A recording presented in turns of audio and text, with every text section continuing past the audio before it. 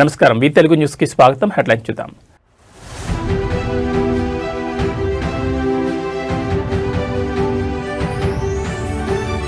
చంద్రబాబు ఢిల్లీ పర్యటన ఖరారు. పోలవరం, అమరావతి నిధులపైనే స్పెషల్ ఫోకస్.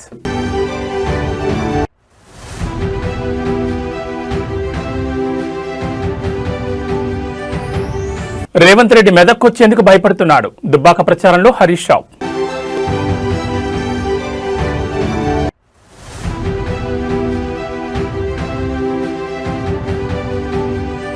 ఏపీలో మళ్లీ బర్డ్ ఫ్లూ కలకలం. ప్రభావిత గ్రామాల్లో అప్రమత్తమైన అధికార యంత్రాంగం.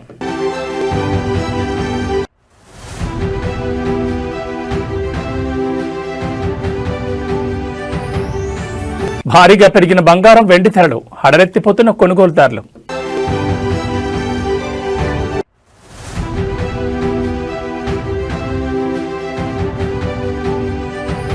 భారత్ పాక్ మ్యాచ్ పై వేడిన ఉత్కంఠ. పీసీబీకి ఐసీసీ 24 గంటల గడువు.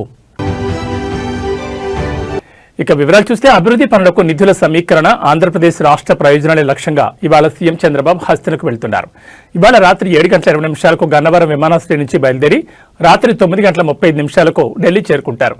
రాత్రికి ఢిల్లీలోని వన్ జన్పద్ నివాసంలో ఆయన బస చేయనున్నారు. రేపు ఉదయం నుంచి కేంద్ర హోంమంత్రి అమిత్ షా, కేంద్ర ఆర్థిక మంత్రి నిర్మలా సీతారామన్, ఇతర కీలక శాఖల మంత్రులతో వరుస సమావేశాల్లో పాల్గొనున్నారు.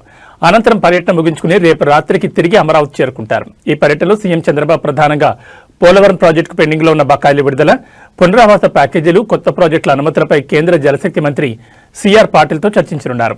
ఇటీవల కేంద్ర బడ్జెట్లో రాష్ట్రానికి కేటాయించిన నిధుల విడుదల ప్రక్రియను వేగవంతం చేయడంపై డిస్కస్ చేయనున్నారు. రాజధాని అమరావతి నిర్మాణానికి సంబంధించిన ప్రపంచ బ్యాంకు రుణ ప్రక్రియ, కేంద్ర ప్రభుత్వం నుంచి అందాల్సిన వివిధ రకాల గ్రాంట్లపై దృష్టి సారించనున్నారు. ముఖ్యంగా అమిత్ షాతో భేటీలో రాష్ట్రంలోని తాజా రాజకీయ పరిణామాలు, స్వర్ణాంధ్ర 2047 విజన్, త్వరలో జరగబోయే ఇతర కీలక నిర్ణయాలపై చర్చించబోతున్నట్లుగా తెలుస్తోంది. ఇక ఫిబ్రవరి 16న మైక్రోసాఫ్ట్ వ్యవస్థాపకుడు బిల్ గేట్స్ ఏపీ పర్యటనకు రానున్న నేపథ్యంలో అందుకు సంబంధించిన సాంకేతిక ఇతర అంశాలను కూడా కేంద్ర ప్రభుత్వం దృష్టికి సీఎం చంద్రబాబు తీసుకెళ్లే అవకాశం ఉంది.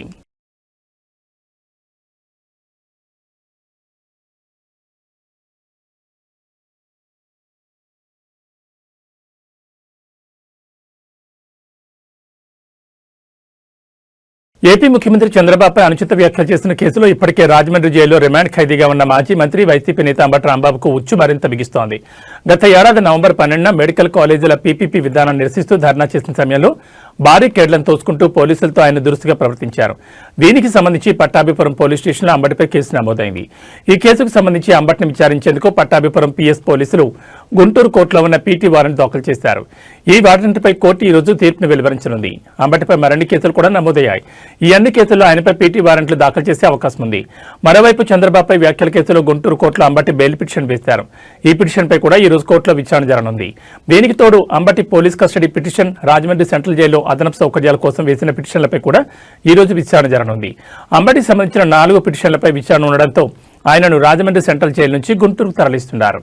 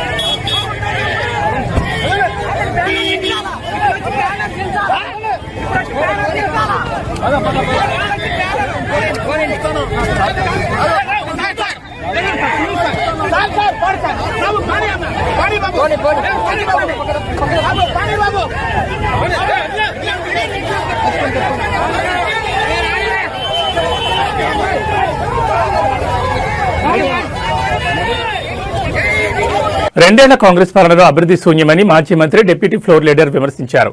420 హామీలు ఇచ్చి ఒక్క హామీని అమలు చేయకుండా మోసం చేశారని మండిపడ్డారు. మహిళలకు ఫ్రీ బస్ ఇచ్చారు. కానీ రేవంత్ పాలన అంతా తుస్సి అని అన్నారు. మున్సిపల్ ఎన్నికల ప్రచారంలో భాగంగా సిద్దిపేట జిల్లా దుబ్బాక మున్సిపాలిటీలో హరీష్ రావు పర్యటించారు. చెల్లాపూర్ వార్డులో ఎమ్మెల్యే కొత్త ప్రభాకర్ రెడ్డితో కలిసి ప్రచారం నిర్వహించారు.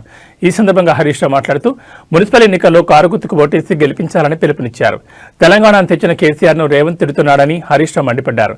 తెలంగాణ రాష్ట్రం తెచ్చి అభివృద్ధి పథకాలు అమలు చేయడం కేసీఆర్ తప్ప అని ఆయన ప్రశ్నించారు. కేసీఆర్ ను తిడితే ఓట్లు రావని, పథకాలు అమలు చేస్తే వస్తాయని హితవు పలికారు. బూతులు మాట్లాడే రేవంత్ కు పోలింగ్ బూతులో బుద్ధి చెప్పాలని పిలుపునిచ్చారు.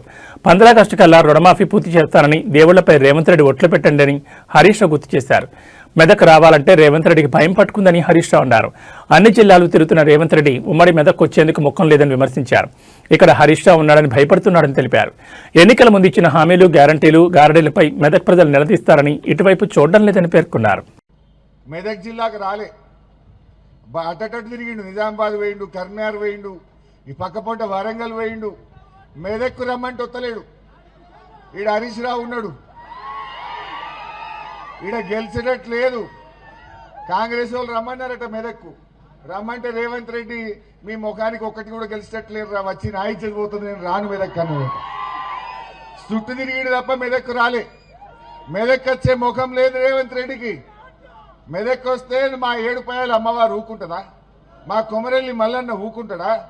నువ్వు దేవుణ్ణి ముఖ్యమంత్రి రేవంత్ రెడ్డిపై బీఆర్ఎస్ ఎమ్మెల్యే కేటీఆర్ చేసిన అనుచిత వ్యాఖ్యలను వరంగల్ పశ్చిమ ఎమ్మెల్యే నాయన్ రాజేందర్ రెడ్డి ఖండించారు. కబ్జా స్థలంలో కూర్చొని అవినీతి గురించి మాట్లాడడం సిగ్గుచేటని మండిపడ్డారు. జైలుకు వెళ్లే రోజులు దగ్గర పడడంతోనే ముఖ్యమంత్రిపై కేటీఆర్ అసహనం వ్యక్తం చేస్తున్నారని ఆరోపించారు. గతంలో ఇచ్చిన హామీలను తొంగలో తొక్కి ఇప్పుడు అబద్దాలతో ప్రజలను మోసం చేస్తున్నారని విమర్శించారు. దళిత బిడ్డ ప్రతిపక్ష నేతగా ఉండడం జీర్ణించుకోలేక ఇలాంటి చౌకబారు విమర్శలు చేస్తున్నారని, ఇప్పటికైనా పద్ధతి మార్చుకోవాలని హితవు పలికారు. హనుమకొండ జిల్లాలో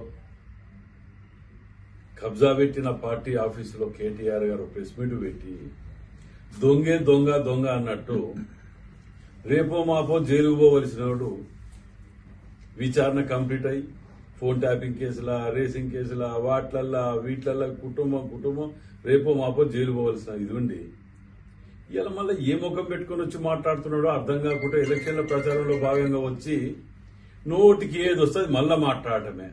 ఇక మారదా మీరు? బుద్ధి మారదా మీది? అక్కడేదో షార్ట్ సర్క్యూట్ అయితే సార్, వానకాలం చలికాలం ఇదేదో కాలిందని అంటాడు, ఇంకేదో అంటాడు, ఏది దొరికితే అదే. రేపు మాపో చెల్లపల్లి పోయేది మీరు, మీ కుటుంబమేనా బాబు? మీరు ఎక్కడ దానికి ఆలోచనలో ఉన్నారో మీకు అర్థం కావట్లే. కానీ మీరు హన్మకొండకు వచ్చే ముందు ఆలోచన చేసుకోవాలి కదా. గతంలో 10,000 ఇస్తా అని చెప్పి పారిపోయింది నువ్వే కదా. నగర్ బ్రిడ్జ్ మీద కూర్చొని 10,000 ఇస్తాను పోలే, తీసుకొస్తాను ఎలక్షన్ అయిపోయి తీసుకొస్తా అని చెప్పి నువ్వంటివి బండి పోతే బండి ఇస్తా, గుండు పోతే గుండు ఇస్తా అని ఆయన మాట్లాడే. ఇవన్నీ జరిగినాయి చూసింది కదా. మళ్ళీ ఏ ముఖం పెట్టుకుని వచ్చి హన్మకొండకు వచ్చి సర్వనాశనం చేసిన హన్మకొండకు వచ్చి 6 ముక్కలు చేసి ఆగమాగం చేసి 200 కోట్ల రూపాయల కబ్జా పెట్టిన కార్యాలయంలో దొంగల అడ్డా దొంగలు తిరిగా కూర్చొని మీరు మాట్లాడుకుంటే దానికి అర్థం లేదు, పద్ధం లేదు. మీరు చెయ్యని అరాచకం ఉన్నదా? తెలంగాణ రాజకీయాల్లో అధికార కాంగ్రెస్ మరియు ప్రతిపక్ష బీఆర్ఎస్ పార్టీల మధ్య మాటల యుద్ధం ముదిరి పాకాన పడింది. ముఖ్యమంత్రి రేవంత్ రెడ్డిపై బీఆర్ఎస్ వర్కింగ్ ప్రెసిడెంట్ కేటీఆర్ చేసిన పరుష వ్యాఖ్యలకు నిరసనగా కాంగ్రెస్ ఎమ్మెల్సీ అద్దంకి దయాకర్ తీవ్రస్థాయిలో విరుచుకుపడ్డారు. కేటీఆర్ అహంకారపూరితంగా మాట్లాడుతున్నారని, తెలంగాణ రాష్ట్రం ఎవరి సొత్తు కాదని ఆయన స్పష్టం చేశారు. రాజకీయాల్లో విమర్శలు సహజమే కానీ ఒక ముఖ్యమంత్రిని ఉద్దేశించి వ్యక్తిగత దోషాలకు దిగడం కేటీఆర్ స్థాయికి తగదని ఆయన హెచ్చరించారు. అద్దంకి దయాకర్ తన విమర్శల్లో కేటీఆర్ కుటుంబ రాజకీయాలను లక్ష్యంగా చేసుకున్నారు. తండ్రి కేసీఆర్ పేరు చెప్పుకుని రాజకీయం చేస్తున్న నీకు అంత అహంకారం ఎందుకు అని ఆయన ప్రశ్నించారు. తెలంగాణ రాష్ట్రం మీ కుటుంబ జాగీర్ కాదని, ప్రజలు మిమ్మల్ని తిరస్కరించిన విషయాన్ని గుర్తుంచుకోవాలని హితవు పలికారు. కేటీఆర్ తన సొంత పార్టీని తానే నాశనం చేసుకుంటున్నారని, అందుకే కాంగ్రెస్ పార్టీని వారిని పెద్దగా పట్టించుకోవడం లేదని ఎద్దేవా చేశారు. రాష్ట్రాభివృద్ధిలో బీఆర్ఎస్ పాత్ర కంటే విధ్వంసమే ఎక్కువగా ఉందని ఆయన మండిపడ్డారు. రాబోయే రోజుల్లో కేటీఆర్ తన భాషను మార్చుకోకపోతే ప్రజలే బుద్ధి చెప్తారని దయాకర్ హెచ్చరించారు. రాష్ట్రానికి పట్టిన శని మీరు అంటూ తీవ్రమైన పదజాలంతో ధ్వజమెత్తు పిచ్చి పిచ్చి మాటలు మాట్లాడితే చూస్తూ ఊరుకోమని హెచ్చరించారు. ముఖ్యమంత్రి రేవంత్ రెడ్డి తన పని తాను చేసుకుపోతుంటే ఓర్వలేక కేటీఆర్ ఎలాంటి వ్యాఖ్యలు చేస్తున్నారని విశ్లేషించారు. ఏమిరా కేటీఆర్, నువ్వెవడురా తెలంగాణకు? కేసీఆర్ అనేటోనికి పుట్టకపోతే నీ బతికేందిరా? ఎక్కడ నీ బతికెక్కడ? అయ్య సంపాదించిన దాంతో తూగుతూ బలుపెక్కి లంగా మాటలు లఫూట్ మాటలు మాట్లాడుకుంటా వేధవా తలకాయమనున్నాదిరా నీకు? హౌలే చిల్లరగాళ్ళ కంటే ఆవారగాళ్ళ కంటే బజారుగాళ్ళ కంటే దిగజారి మాట్లాడుతున్న దరిద్రుడా నువ్వు. ఈ తెలంగాణకు పట్టిన దరిద్రం నీ వల్లనే మీ అయ్య మొత్తం ఎక్కడికి పోయిపోయిండో చూడు. కేసీఆర్ ఇట్లాంటివన్నీ కానీ తెలంగాణ మీదకి వదిలేస్తుంది దరిద్రుని. ఇట్లాంటి పనికిరాని సన్నాసిగాన్ని కానీ నువ్వు నష్టపోతివి, తెలంగాణను దోచుకుంటట్టు చేస్తేవి, మళ్ళా ఏమిటికని వదులుతున్నావు వీన్ని తెలంగాణ ప్రజల మీదకి. వీడు ఏది రోకు సోకుండాడు, వీడు మాట్లాడితే వీడు పెద్ద ఏదో పొడింగిలాగా మాట్లాడతాడు కేటీఆర్ గారు. అసలు ఎవడరా నువ్వు ఈ తెలంగాణకు? తెలంగాణ ఉద్యమం మొదలైన రోజు ఏడున్నావు? తెలంగాణ ఉద్యమంలో కేసీఆర్ని వెనక గుంజాలని లాగిన దరిద్రుడు నువ్వు. మళ్ళేదో మొదలుకొస్తుందని చెప్పి అయ్యతో నుంచి ఈడగూరి ఇలా 17 సంవత్సరాల నుంచి తెలంగాణలో ఎమ్మెల్యేగా మంత్రిగా తూగి మొత్తం తెలంగాణను దోచుకొని ఎవరితో కలిసి ఉన్నావు నువ్వు? నీ బతికేంటిది? మొత్తం లంగ పనులు చేసుకుంటా, దొంగ పనులు చేసుకుంటా, ఫోన్ ట్యాపింగ్లు చేసుకుంటా. అసలు కనీసం తెలంగాణ గడ్డ మీద కాదు, ఈ భూమి మీద కూడా ఉండే పరిస్థితి లేదు నీకు అసలు. ఇట్లాంటి ఫాల్తుగాడి అలా తెలంగాణకు ప్రతిపక్ష నాయకుని కొడుకైంది. ఆ ప్రతిపక్ష నాయకుడు అంటే ఆయనకు నోరు ఉండదు. అప్పుడేమో తెగ్గ పొడింగి మాటలు మాట్లాడతాడు. అధికారం పోగానే జూప్ చప్ మళ్ళీ చిల్లరగాళ్ళను బయటికి వెళ్ళగలుగుతాడు. ఖమ్మం జిల్లాలో సాగునీటి కోసం రైతన్నలు రోడ్డెక్కారు. కొణిజర్ల మండలం గుబ్బగుర్తి వద్ద రహదారిపై రాస్తారోకోకు దిగారు. సాగునీరు లేకపోవడంతో పంటలు ఎండిపోతున్నాయని, వెంటనే సాగునీటిని అందించి పంటలను కాపాడాలని డిమాండ్ చేశారు. నాగార్జున సాగర్ నుంచి అధికారులు నీళ్లు విడుదల చేయకపోవడంతో తమ మొక్కజొన్న పంటలు ఎండిపోతున్నాయని ఈ సందర్భంగా రైతన్నలు ఆందోళన వ్యక్తం చేశారు. దీనిపై స్థానిక నాయకులను కలిసినా పట్టించుకోవడం లేదన్నారు. దీనికి నిరసనగానే ఏస్కూరు పల్లిపాడు రహదారిపై రైతన్నలు ఆందోళన దిగారు. రైతుల ఆందోళనతో రహదారిపై భారీగా ట్రాఫిక్ జామ్ అయింది. వాహనాలు ఎక్కడికక్కడ నిలిచిపోయాయి.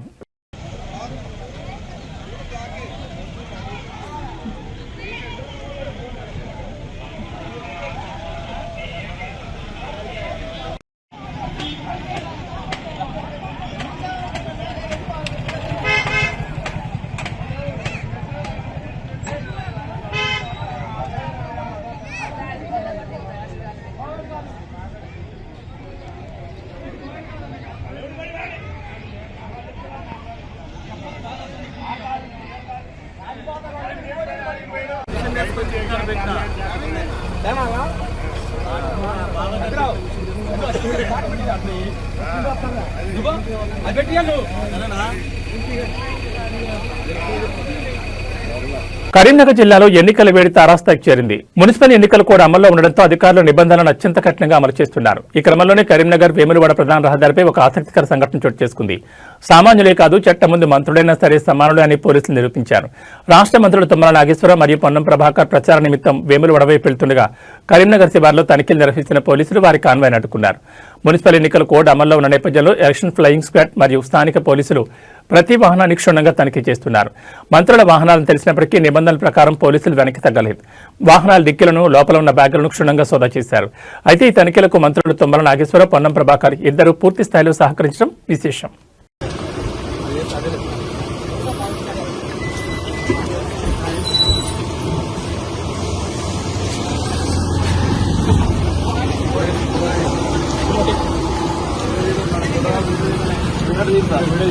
ఏపీలో మరోసారి బర్డ్ ఫ్లూ కలకలం రేపుతోంది. చిత్తూరు జిల్లా పరిధిలోని సదు మండలంలోని పలు గ్రామాల్లో వైరస్ పంజా విసురుతోంది. వైరస్ కారణంగా కోళ్ల ఫారాల్లో గత వారం రోజులుగా కోళ్లు ఉన్నట్టుండి చనిపోతున్నాయి. దీంతో ఇప్పటికే దాదాపు 28,000 కోళ్లు మృతి చెందాయి. వైరస్ తీవ్రత ఎక్కువగా ఉండడంతో ఇతర ప్రాంతాలకు వ్యాపించకుండా 3 కోళ్ల ఫారాలను రెవెన్యూ అధికారులు సీజ్ చేశారు. అంతేకాకుండా బతికున్న కోళ్లను సైతం నిర్మూలించే ప్రక్రియ మొదలుపెట్టారు. ఊరు బయట జేసీబీతో భారీ గుంతలు తీసి వాటిని శాస్త్రీయ పద్ధతిలో పూడ్చిపెడుతున్నారు. ఘటనపై స్థానిక ఎంఆర్ఓ స్పందించారు. వ్యాధి సోకిన 3 కోళ్ల ఫారాలను తక్షణమే సీజ్ చేసినట్టు చెప్పారు. ప్రజలు ఆ ప్రాంతాలకు వెళ్లకుండా ఆంక్షలు విధించినట్టు తెలిపారు. ప్రజారోగ్యం దృష్టిలో ఉంచుకుని ఈ చర్యలు చేపట్టినట్లు తెలిపారు. అంతేకాకుండా కోళ్ల వ్యర్థాలు ఎక్కడ పారేయొద్దని సూచించారు. బడ్స్ అన్ని మట్టి కప్పేసాము కనిపిస్తుంది, లేకపోతే చాలా ఉంటాయి.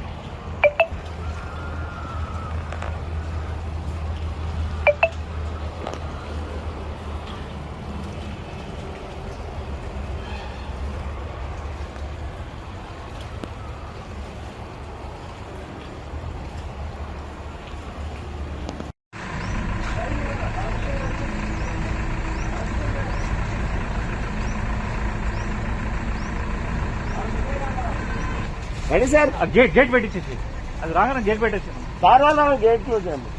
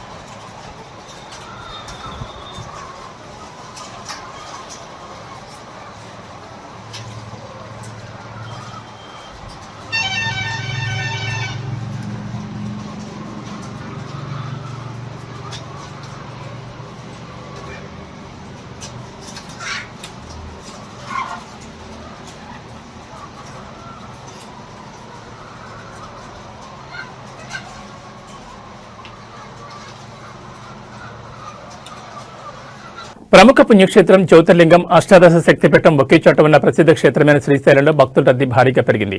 మహాశివరాత్రి బ్రహ్మోత్సవాలు ప్రారంభమవగా శివస్వాములు భక్తులు తమ మొక్కులు తీర్చుకునేందుకు శ్రీశైలం దేవస్థానం క్యూ కట్టారు. వేకోజాము నుంచి స్వామి అమ్మవార్ల దర్శనానికి భక్తులు బారులు తీరారు. మహాశివరాత్రి బ్రహ్మోత్సవాల్లో భాగంగా రెండవ రోజైన నేడు ద్వారకా తిరుమల ఆలయం తరపున స్వామి అమ్మవార్లకు పట్టు వస్త్రాలు అందనున్నాయి. రాత్రికి పురోహితులు, ఆలయ సిబ్బంది భక్తుల సమక్షంలో బృంగి వాహనంపై గ్రామోత్సవం నిర్వహించనున్నారు.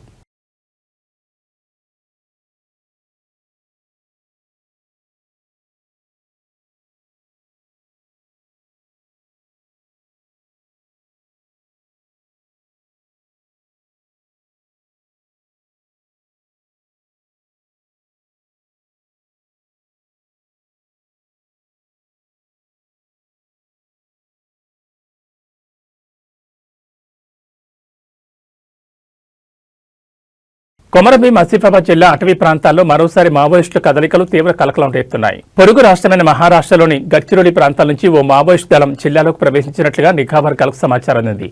దీంతో అప్రమత్తమైన పోలీసు యంత్రాంగం అటవీ ప్రాంతాలను జల్లెడపడుతోంది. ఆసిఫాబాద్, తిర్యానీ మండలాల సరిహద్దు అటవీ ప్రాంతాల్లో మావోయిస్టులు సంచరిస్తున్నట్లు పక్కా సమాచారం అందడంతో గ్రేహాన్స్ బలగాలు రంగంలోకి దిగాయి. డోర్లీ, పంగిడి మాదారం అటవీ ప్రాంతంలో గాలింపు చర్యలు చేపట్టగా మావోయిస్టులకు సంబంధించిన కిట్ బ్యాగ్లు, ఇతర సామగ్రిని బలగాలు గుర్తించాయి.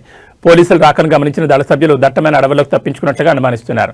గ్రేహాన్స్ బలగాలతో పాటు స్థానిక పోలీసులు, స్పెషల్ పార్టీ బృందాలు సంయుక్తంగా కోమింగ్ నిర్వహిస్తున్నాయి. మహారాష్ట్ర, తెలంగాణ సరిహద్దులోని చెక్పోస్టుల వద్ద వాహన తనిఖీలను కఠినతరం చేశారు. కొత్త వ్యక్తులు లేదా అనుమానితులు కనిపిస్తే వెంటనే సమాచారం ఇవ్వాలని ప్రజలకు సూచించారు. తిర్యానీ మండల పరిధిలోని మారమూల గిరిజన గ్రామాల్లో పోలీసులు పర్యటిస్తూ ప్రజలను అప్రమత్తం చేస్తున్నారు. మావోయిస్టులకు ఎలాంటి సహకారం అందించొద్దని కోరుతున్నారు. ఆపరేషన్ కగార్లో భాగంగా కేంద్ర ప్రభుత్వం నిర్దేశించుకున్న టార్గెట్ సమీపిస్తున్న తరుణంలో సరిహద్దు ప్రాంతాల్లో ఎప్పుడైనా ఎదురుకాల్పులు జరిగే అవకాశం ఉందని స్థానిక ప్రజలు బిక్కుబిక్కుమంటూ కాలం గడుపుతున్నారు.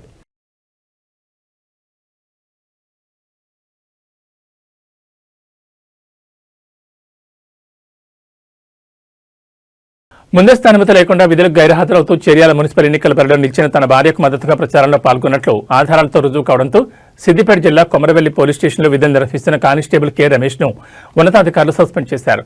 విధి నిర్వహణలో నిర్లక్ష్యం వహించడం, పోలీస్ ప్రవర్తన నియమాలను ఉల్లంఘించడం వంటి కారణాలతో ఈ చర్య తీసుకున్నట్లు సిపి సాధన రష్మి పెరుమాళ్ పేర్కొన్నారు. ఈ విషయం తెలిసిన వెంటనే రమేష్ భార్య చర్యాల 2వ వార్డు బీఆర్ఎస్ అభ్యర్థి కమలాపురం గీతాంజలి నిరసన దిగారు.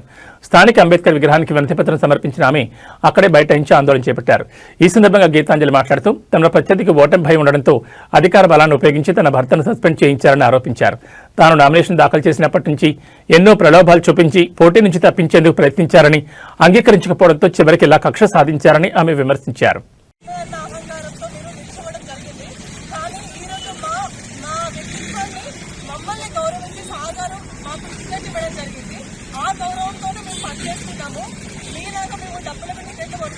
ప్రజల మధ్యలో నిల్చోలేదు. ఈ రోజు వర్షాలు పడుకుంటా ఎలక్షన్స్ ఉన్నాయి కదా అని ప్రజల మధ్యలో కలిసి మేము పనిచేస్తలేము. డబ్బును ఉపయోగించి ఏదైనా చేయగలగము, ఏదైనా కొనగలుగుతామని అనుకుంటే మాత్రమే తప్పు జరుగుతుంది. ఎందుకంటే ప్రజలు అనేది మన పైన విశ్వాసం ఉంటే గెలుపోవటం అనేది వాళ్ళు నిర్ణయిస్తారు.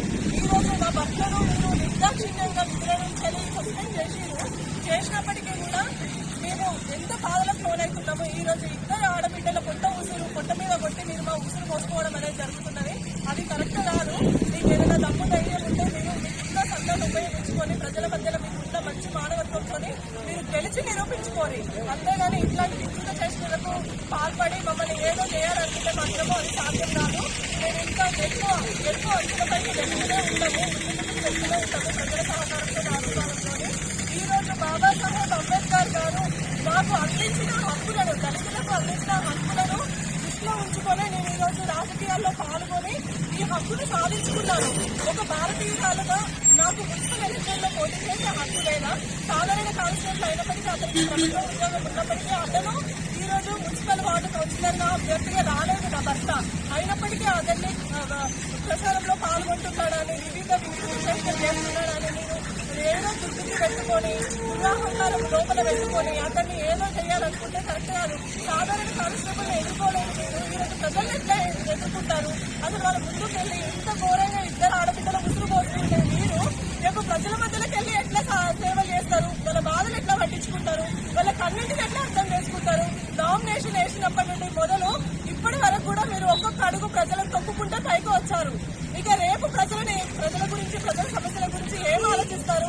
నేను బాబాసాహెబ్ అంబేద్కర్ గారి ముందు నిలబడి మిమ్మల్ని అడుగుతున్నాను, కాటన్ సజ్జు గారు, మీరు ఏ విధంగా రాజకీయాలకు వచ్చి ప్రజల మధ్య నిల్చోగలుగుతారు? అసలు ఎక్కడి నుండో వచ్చి ఈ రోజు ప్రజల మధ్య మీకు ప్రజలతో ఎలాంటి సంబంధం లేదు, కానీ నిత్యము మేము 24 గంటలు ప్రజల మధ్యలో ఉండేటోళ్ళం, ప్రజల చేతులలో ఉండేటోళ్ళం. వాళ్ళ కష్టసుఖాలు బంగారం వెండి ధరలు గడిచిన 10 రోజుల్లో భారీ హెచ్చుతగ్గులు నమోదు చేశాయి. బంగారం వెండి ధరల పతనం కంటిన్యూ అవుతుందని ఊహాగానాలు వ్యక్తమవుతున్న వేళ కొనుగోలుదారులకు మళ్లీ షాక్ ఇచ్చాయి. హైదరాబాద్ బులియన్ మార్కెట్లో ఇవాళ 24 క్యారెట్ల బంగారం 10 గ్రాముల ధర 2240 పెరిగి 1,58,840కి చేరింది. 22 క్యారెట్ల బంగారం 10 గ్రాముల ధర 2,050 పెరిగి 1,45,600 వద్ద కొనసాగుతోంది. 18 క్యారెట్ల బంగారం 10 గ్రాముల ధర 1,680 పెరిగి 1,19,130కి చేరింది. వెండి కూడా బంగారంతో పోటీగా పెరిగింది. కిలో వెండి ధరపై 15,000 పెరగడంతో ప్రస్తుత ధర 3 లక్షలకు చేరింది. పెరిగిన బంగారం వెండి ధరలకు జీఎస్టీ తరుగు అదనంగా ఉంటుంది. ప్రాంతాలను బట్టి ఈ ధరల్లో స్వల్ప మార్పులు ఉండొచ్చు. కొద్ది రోజుల్లో శుక్రమూఢం ముగిసి పెళ్లిళ్లు ప్రారంభం కానున్నాయి. వరుసగా ధరల పెరుగుదల తర్వాత బంగారం వెండి ధరలు తగ్గుతూ వస్తుండటంతో మరింత తగ్గుతాయని ఎదురుచూస్తున్న వారికి మళ్లీ ఊహించని షాక్ తగులుతోంది. బంగారం జ్యువెలరీ కొనేటప్పుడు 22 క్యారెట్లలో వస్తుంది. దాని ప్రకారం చూస్తే ఫిబ్రవరి 7, 9 తేదీల్లో 22 క్యారెట్ల బంగారం 10 గ్రాముల ధర 4,700 పెరిగింది. ఫిబ్రవరి 6న 10 గ్రాముల రేటు 1,40,900 ఉంటే నేటికి దాదాపు 5,000 పెరిగింది. ఇది కొనుగోలుదారులకు లాస్ అని చెప్పాలి. బంగారం ధర ఇంకా తగ్గుతుందని ఎదురు చూడకుండా ఇప్పుడే కొనుగోలు చేయడం మంచిదని, మార్కెట్లు ఎప్పుడెలా ఉంటాయో అంచనా వేయడం కష్టమని నిపుణులు చెప్తున్నారు.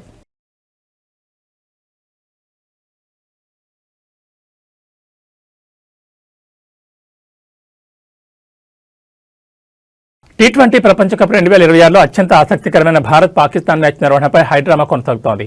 ఫిబ్రవరి 15న కొలంబో వేదికగా జరగాల్సిన ఈ హై వోల్టేజ్ మ్యాచ్పై పాకిస్తాన్ క్రికెట్ బోర్డు చేస్తున్న పట్టుబిడ్డంతో ఇప్పుడు బంతి ఐసీసీ కోర్టులోకి చేరింది. ఈ వివాదాన్ని పరిష్కరించేందుకు ICC deputy chairman Imran Khwaja ఆదివారం లాహోర్కు చేరుకుని పీసీబీ చైర్మన్ మొహసిన్ నఖ్వీతో సుదీర్ఘంగా చర్చలు జరిపారు. ఈ భేటీలో బంగ్లాదేశ్ క్రికెట్ బోర్డు ప్రతినిధి అమీనుల్ ఇస్లాం బుల్బుల్ కూడా పాల్గొనడం ప్రాధాన్యం సంతరించుకుంది. బంగ్లాదేశ్కు మద్దతుగా తాము భారత్తో ఆడబోమని ప్రకటించిన పాక్ను ఒప్పించేందుకు ఐసీసీ ముమ్మర ప్రయత్నాలు చేస్తోంది. భారత్తో మ్యాచ్ ఆడాలంటే తాము కోరిన డిమాండ్లకు అంగీకరించాలని ఏసీబీ ఐసీసీ ముందు ప్రతిపాదనలు ఉంచినట్లుగా తెలుస్తోంది. భారత్లో పర్యటించేందుకు నిరాకరించిన బంగ్లాదేశ్ను టోర్నీ నుంచి తొలగించినందున వారికి తగిన ఆర్థిక నష్టపరిహారం చెల్లించాలని డిమాండ్ చేశారు. అదేవిధంగా బంగ్లాదేశ్ జట్టు ఆడకపోయినా వారికి దక్కాల్సిన పార్టిసిపేషన్ ఫీజును అందజేయాలని పేర్కొన్నారు. రాబోయే కాలంలో జరిగే ఐసీసీ మెగా ఈవెంట్లను పాకిస్తాన్లో నిర్వహించేందుకు స్పష్టమైన హామీ ఇవ్వాలని కోరినట్టుగా తెలుస్తోంది. భారత్ పాకిస్తాన్ మ్యాచ్ అంశంపై 24 గంటల్లోపు తుది నిర్ణయం చెప్పాలని ఐసీసీ పీసీబీని ఆదేశించింది. ఒకవేళ మ్యాచ్ను బహిష్కరిస్తే పాకిస్తాన్కు దక్కాల్సిన వార్షిక నిధులపై కోత విధించడంతో పాటు భారీ జరిమానాలు విధిస్తామని ఐసీసీ హెచ్చరించినట్టుగా తెలుస్తోంది. దీనిపై పీసీబీ తమ ప్రధానితో చర్చించి తుది ప్రకటన చేసే అవకాశం ఉంది. మరోవైపు శ్రీలంక క్రికెట్ బోర్డు కూడా ఈ మ్యాచ్ నిర్వహణపై ఆశగా ఉంది. భారత్ పాక్ మ్యాచ్ రద్దయితే తమకు భారీగా ఆదాయం తగ్గుతుందని ఆందోళన వ్యక్తం చేస్తోంది.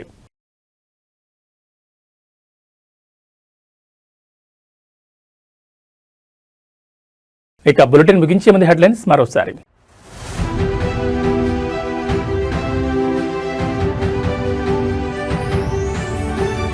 చంద్రబాబు ఢిల్లీ పర్యటన ఖరారు. పోలవరం, అమరావతి నిధులపైనే స్పెషల్ ఫోకస్.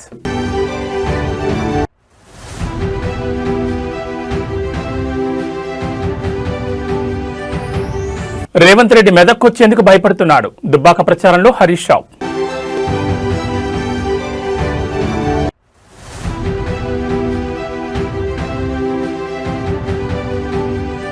ఏపీలో మళ్లీ బర్డ్ ఫ్లూ కలకలం, ప్రభావిత గ్రామాల్లో అప్రమత్తమైన అధికార యంత్రాంగం.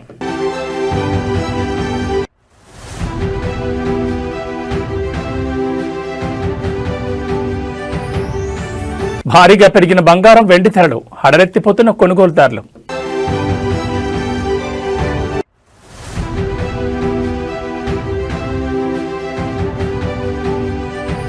భారత్ పాక్ మ్యాచ్ పై వేడిన ఉత్కంఠ, పీసీబీకి ఐసీసీ 24 గంటల గడువు. ఇవి బులెటిన్ విశేషాలు. నమస్కారం.